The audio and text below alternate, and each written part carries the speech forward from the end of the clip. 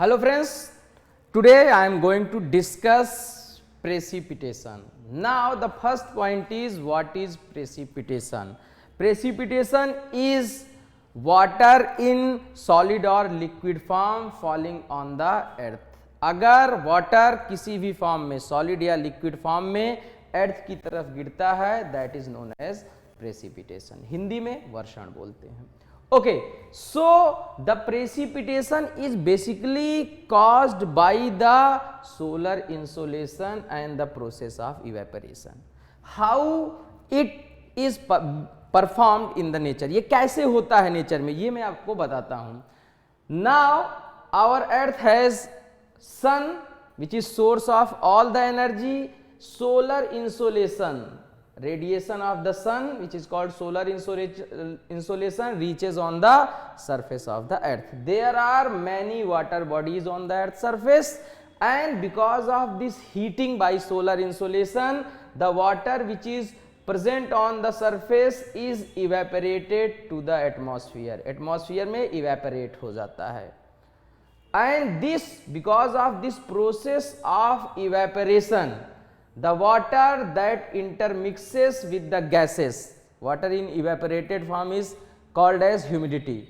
So this humidity which comes to the surface after heating is taken upwards by the air which is present on the surface. नीचे air है, इसके आसपास, अर्थ के आसपास जब water evaporate होकर के एटमॉस्फेयर में आता है, the air carries out these humidity और वाटर वेपर टू अपवर्ड्स, उठा करके ऊपर लेकर के जाती है.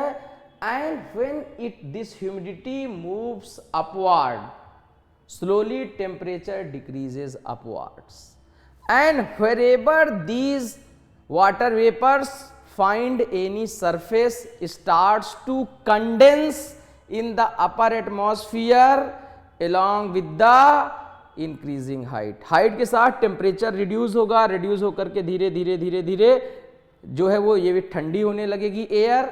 And wherever these find surface starts condensing.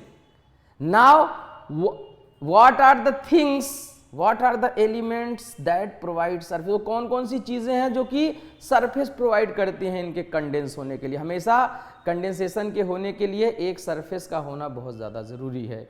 Now here important point is presence of particulate matter in the atmosphere. There are many particulate matters that freely float in the atmosphere like volcanic ash, dust particle, salt particle, pollen grains.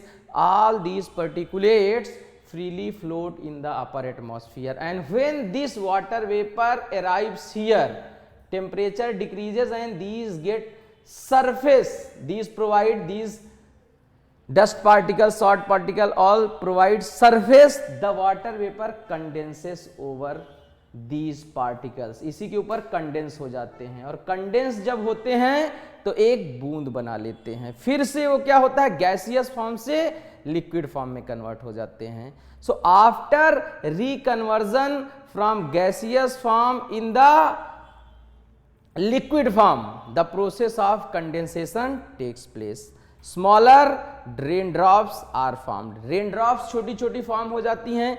इसीलिए जो dust particles होते हैं, जो sand particles होते हैं, और the particles which are volcanic ash or pollen grain are also known as hygroscopic nuclei. These act as nuclei of condensation.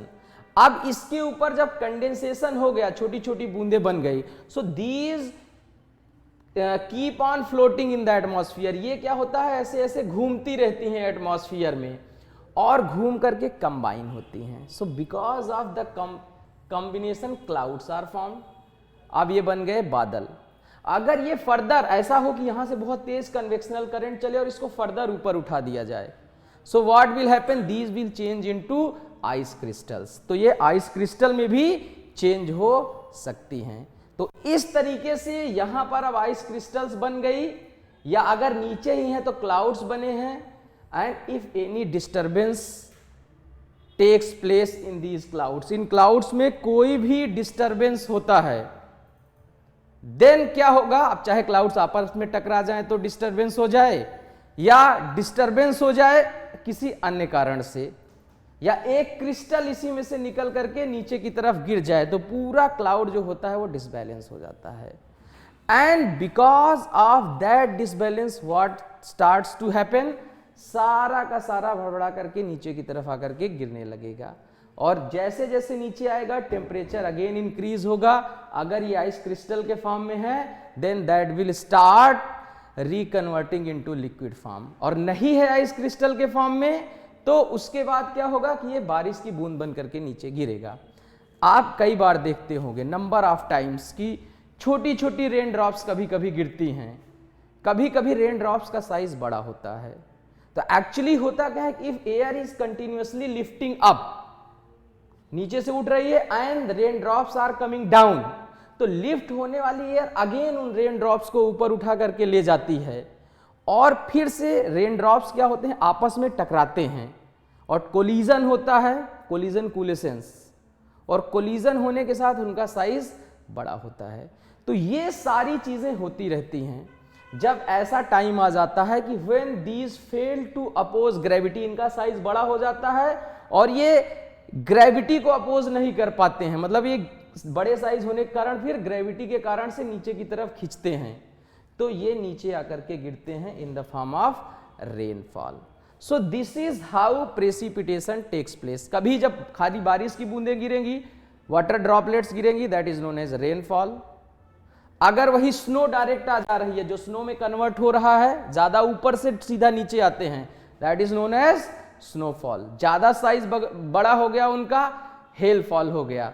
तो ऐसे प्रेसिपिटेशन होता है, there are different forms of precipitation. Snowfall हो सकता है, हेलफॉल हो सकता है, ठीक है, रेनफॉल हो सकता है, या किसी और तरीके का हो सकता है। मतलब कभी कभी आप ऐसे देखते होंगे कि वाटर और स्नो एक साथ में गिरते हैं, तो जब वाटर और स्नो एक साथ गिरते हैं तो उसको स्लीट बोलते हैं। So there are different forms of precipitation also. Rainfall is one, snowfall is another. अगर सिर्फ बर्फ गिर रही है, hailfall, if bigger circular balls are falling down, that is known as hailfall, and if the snow plus water both are coming down, that is called as sleet. So with this I am ending here. Thank you so much.